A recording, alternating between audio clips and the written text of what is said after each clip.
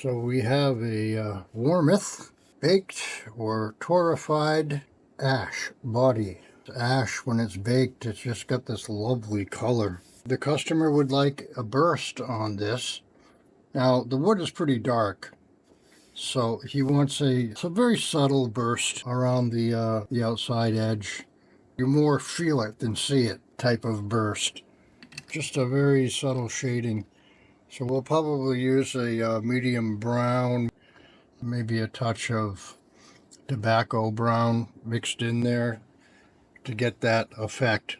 But it's a very porous wood, and we want to fill the grain first. One cool thing that can be done with ash, and you see it often, is the sandblasted look, for example.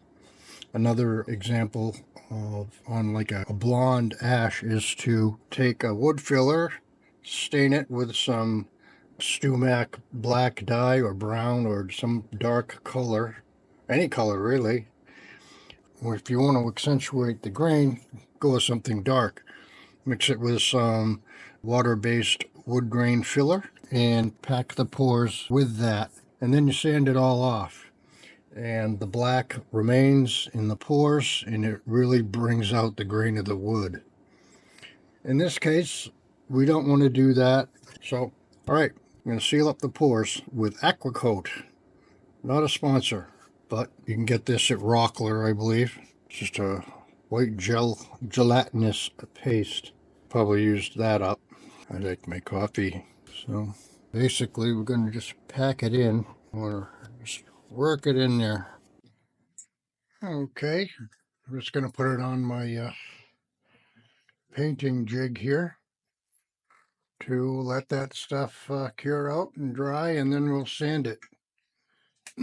After that, we'll put a subtle burst around the outer edges there.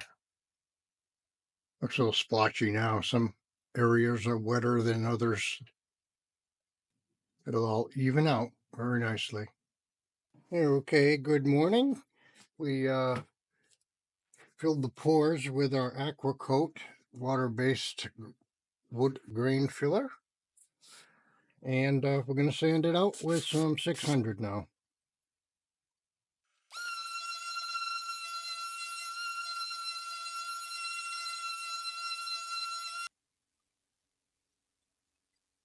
This is my rig for spraying bodies.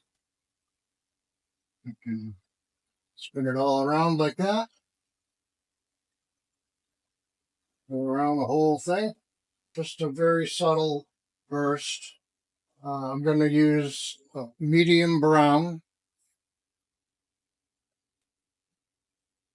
Yeah, so that's what we do next. We've sanded it down. Make sure there's no, we've got our tack cloth, make sure there's no dust.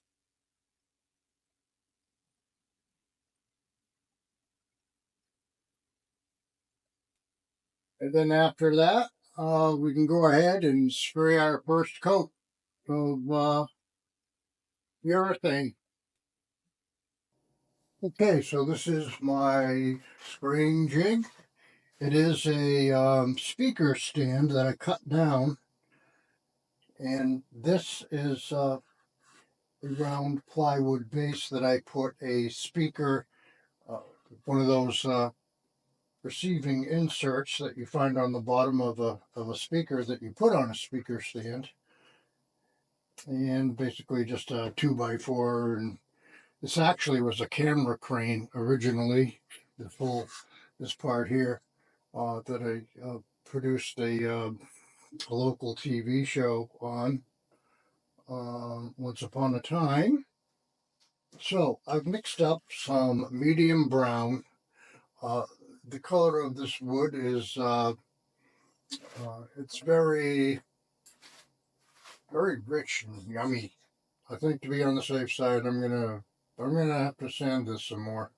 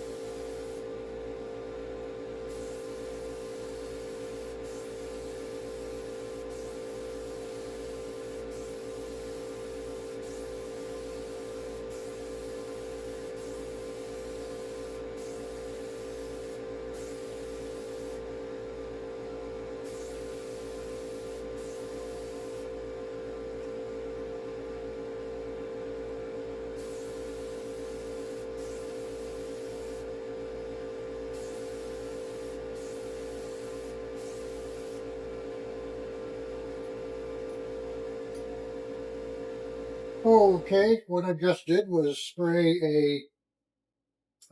basically sprayed a very light dry coat on there. It's called a tack coat, and that will help prevent. The next coat I'm going to spray is going to be a bit heavier, but the tack coat will help prevent runs, drips, sags, etc., etc. Hopefully, we won't have any in the first place, but it'll help give us some bite to the second coat. So we're going to let that cure for, I don't know, about 15-20 minutes, and we'll come back and do a second coat.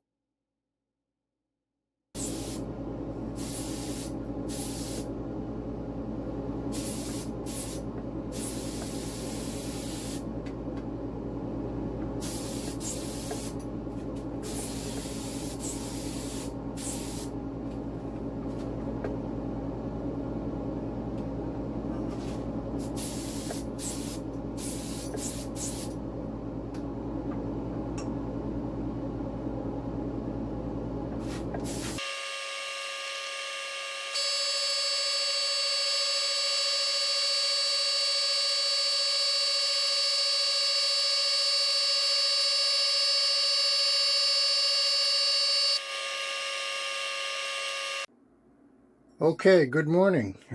Yesterday I gave this a sanding, and this morning I gave it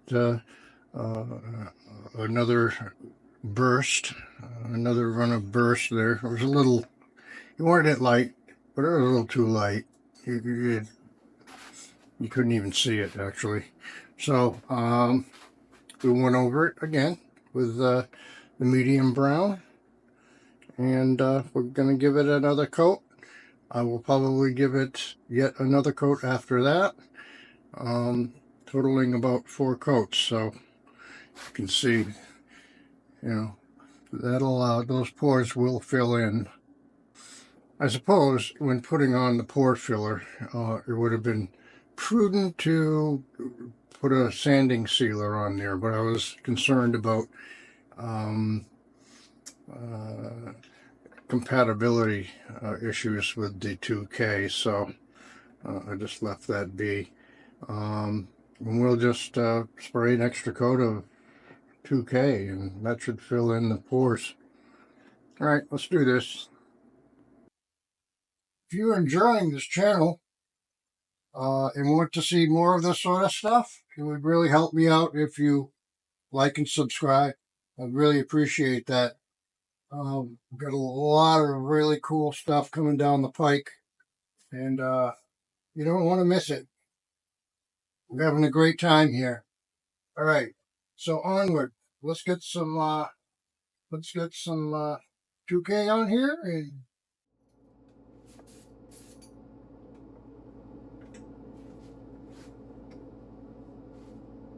the edges first.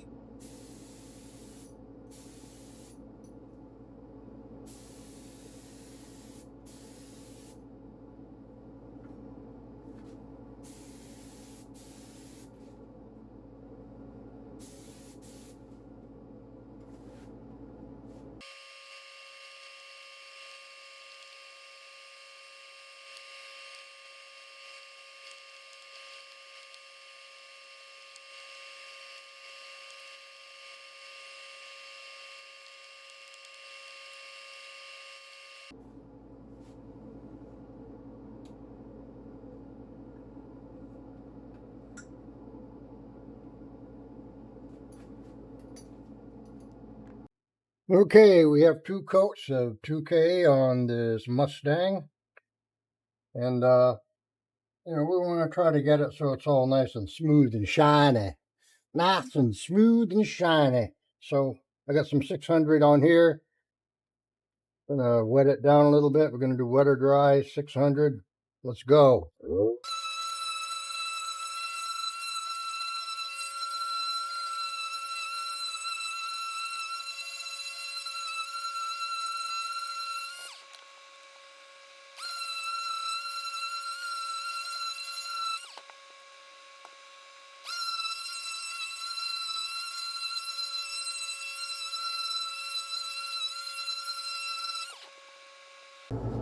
Here we go! Woohoo!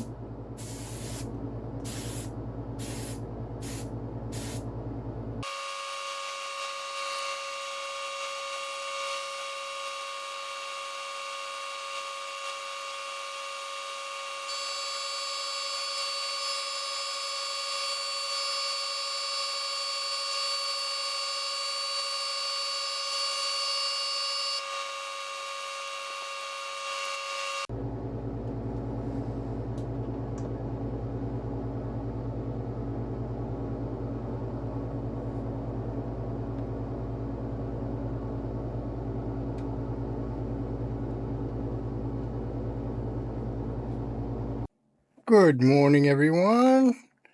Yesterday we sprayed coat number 2, and you can see that it looking pretty good.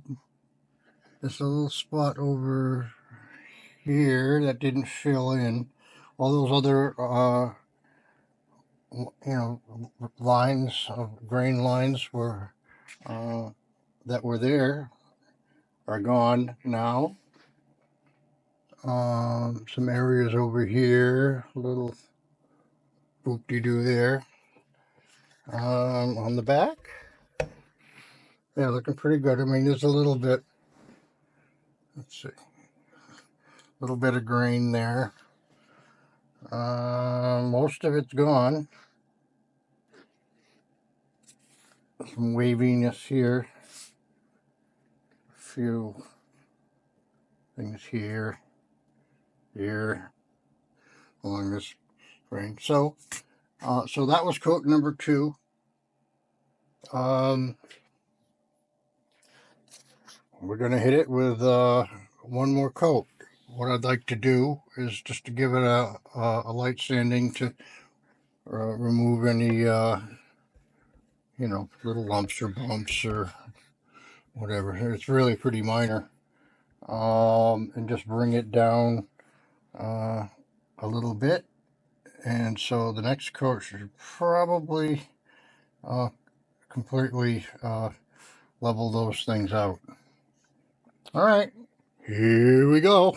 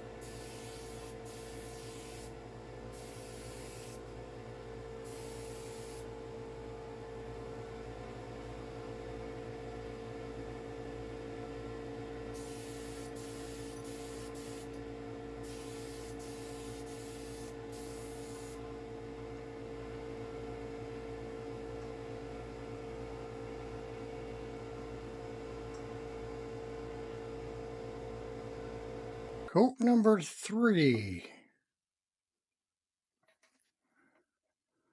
Yes, a little problem up there is gone.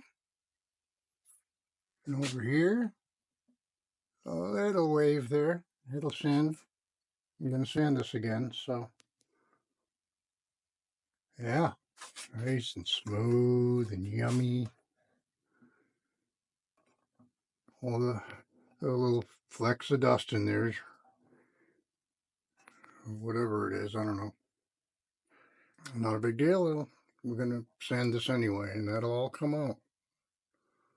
Yeah, all the grain lines gone. Yeah, good coverage.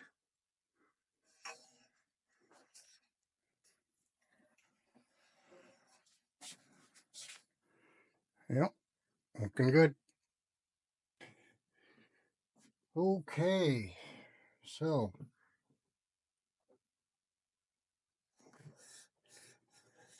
now I have my paddle here. Use a couple of drywall screws that go in, that screw into the piece of pine here. The 2K builds up pretty fast. So you should be aware when if you use this technique to hold your guitar when spraying it, that the finish builds up rather thickly around the screw. I've had situations where I've just gone in with a screwdriver and backed it out, and then had the finish lift up and rip out, a big chunk around here. So I'm going to score it, a single edge razor score around there, on the lip of the screw head, and just carefully cut through the finish there carefully, without scratching anything. Yep.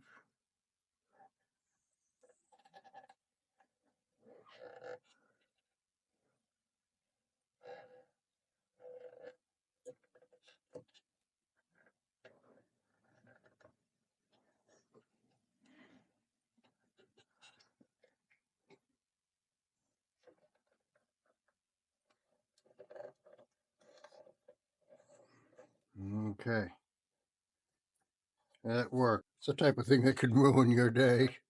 Now this has been curing for 48 hours, getting to the stage where it starts getting pretty hard.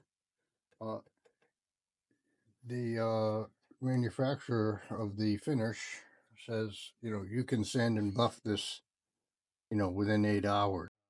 I find the sweet spot for wet sanding and buffing starts at 24 hours of curing, somewhere in between 24 and 48 hours. If you can possibly get your wet sanding done within that period, you'll be doing yourself a big favor. You can still buff it when it's fully cured, after a week or months or whatever, but it takes a lot more work to get all the scratches out. It gets pretty hard. Not impossible, but it does take a lot more work. Now,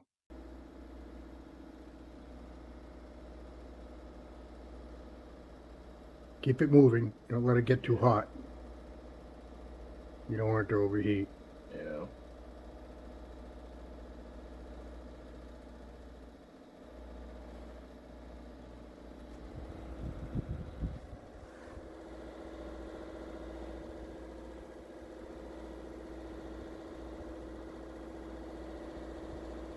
You can go horizontally too. Okay. Yeah. Yeah. You're gonna get more coverage that way.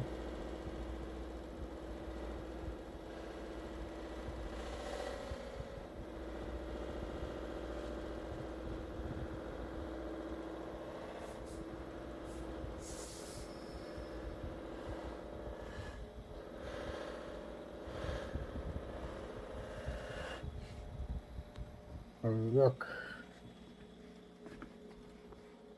I can get a reflection. I still see those scratches a little bit.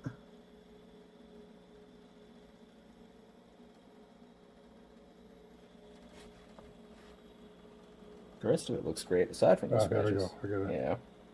Light here. Go.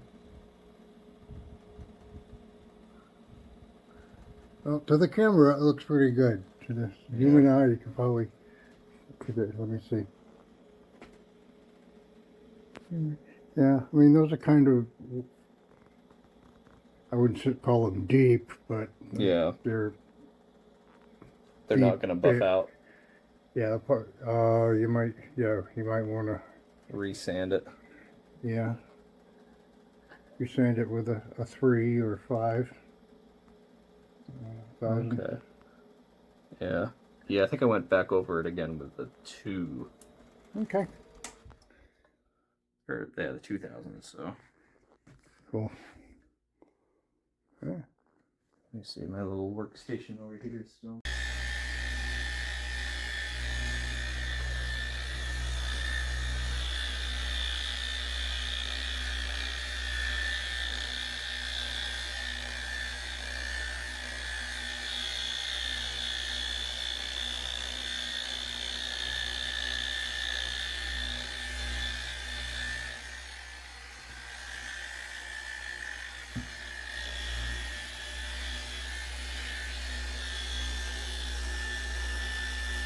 So we were still getting a few scratches. We tried to take them out.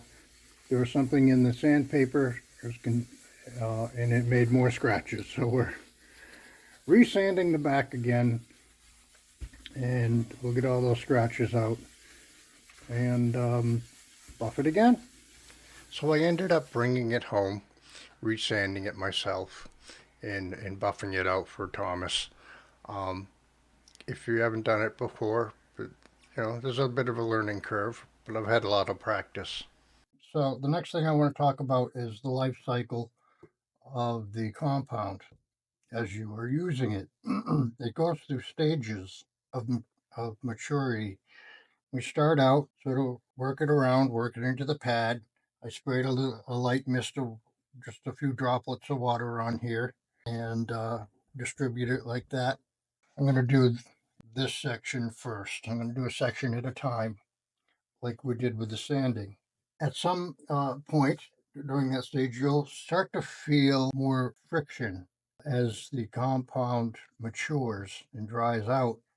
It is actually entering a stage where it's actually doing the cutting.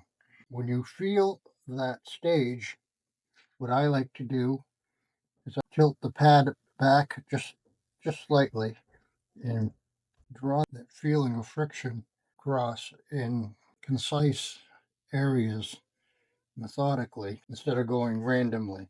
And then I might go in this direction, lifting the pad back slightly.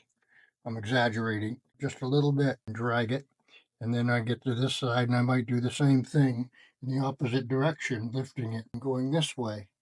And you'll feel it starting to really do the work. And you'll see in the finish, it is getting glossier. All right, so let's go ahead and begin.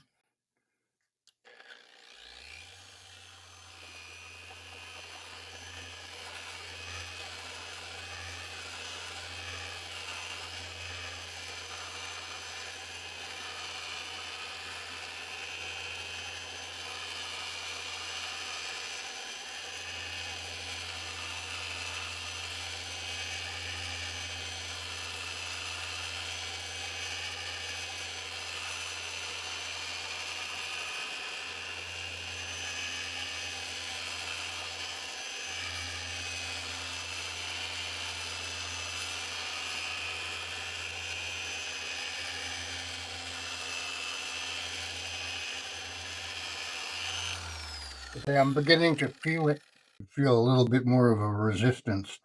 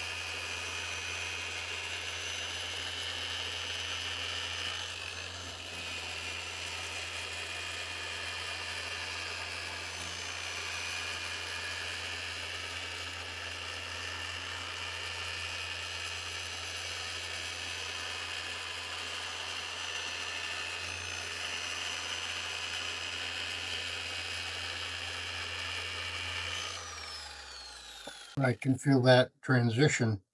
I slow down a little bit and I am more deliberate in my passes. And finally, I like to give a very light misting of water, very atomized. Do it again.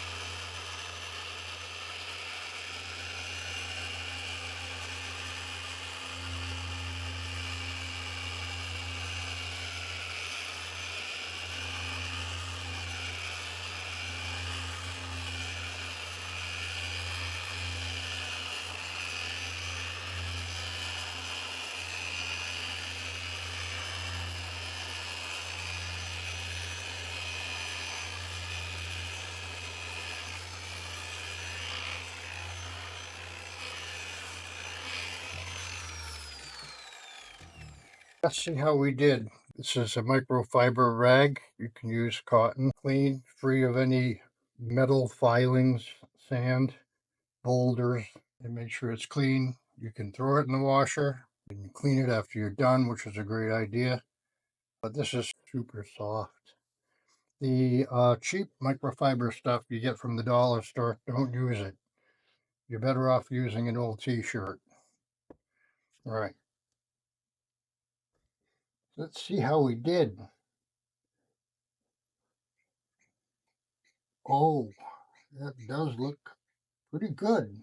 Oh, yeah. I think we finally. I'm going to grab the camera, back out a little bit. There's the part we haven't buffed yet with the 5000 Trizact.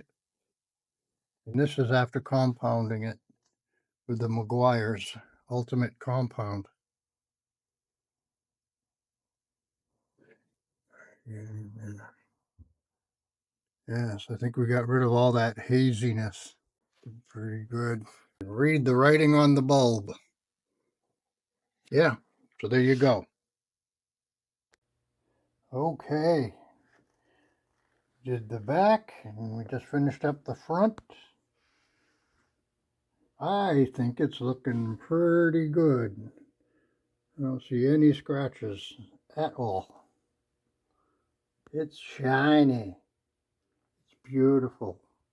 And this is ready to go home with its owner, who's going to put it all together himself. It's ready to go home to its owner, who's going to do all the assembly work himself.